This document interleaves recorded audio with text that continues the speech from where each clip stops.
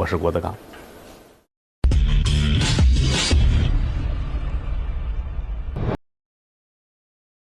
Revealing the true identity of Cao Cao. Today, I'm going to talk to you about a classic book, that is, Three Kingdoms. As you all know, the Three Kingdoms are Shu, Wei, and Wu. Wei is centered around Hebei, extending north to the Great Wall and across the Yellow River to Shaanxi's Tongguan, all of which are Wei's territories. Shu includes Sichuan, Yunnan, and parts of Shaanxi. Wu is the Dongwu region, including Jiangsu, Jiangxi, Fujian, and Anhui. This is the basic background of the Three Kingdoms.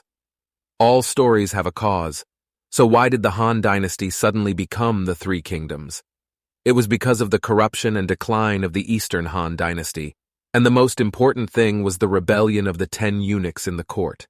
The 10 eunuchs were simply 10 eunuchs, but in reality, there were 12 of them.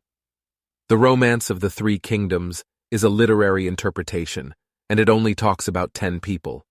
The 10 eunuchs themselves are also a simplified term. Eunuchs are also called attendants, but the full name is Zhongchang Shi, which refers to the 10 eunuchs who held the position of Zhongchang Shi. Do you understand now? Zhongchang Shi was originally not an official with real power during the Western Han Dynasty. The Western Han was followed by the Eastern Han. In the beginning, Zhongchang Shi was still a reward-based title.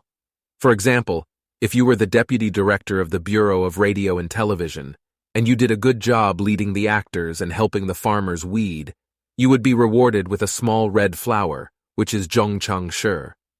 But after the Eastern Han Dynasty, this small red flower became a position, and it was no longer a mere honor. It had real power. To be clear, during the Western Han Dynasty, it was not yet an official position, but it became an official position during the Eastern Han Dynasty. At first, there were only 4 places, and later there were more and more, 8, 10, and 12. In fact, many important figures had been Zhongchang Shi. 2 people in particular are worth mentioning. One is Kai Lun, who was a eunuch and is credited with the invention of paper. But he was also a corrupt official who did many bad things, and we won't discuss him in this book. Another person was Chao Teng, who was the Zhongchang Shi. He served 4 emperors, which was not easy, as being close to the emperor was like being close to a tiger. All 4 emperors found him pleasing, which shows his high level of artistry. This is difficult, and he was also very honest. With such a high position, he had never done anything wrong, and everyone in the court praised him as a good person. He also had a daughter-in-law. Some people might ask, how could a eunuch have a daughter-in-law? He had a palace maid whose surname was Wu, and they had a relationship known as Dui Shi, which means the eunuch had no wife, and the palace maid had no husband. The deep palace was too lonely, so what could they do? Over time, it is inevitable that they would seek comfort in each other. The eunuch and the palace maid got along well, so they lived together. Eunuchs have no wives, palace maids have no husbands, and the deep palace is too lonely.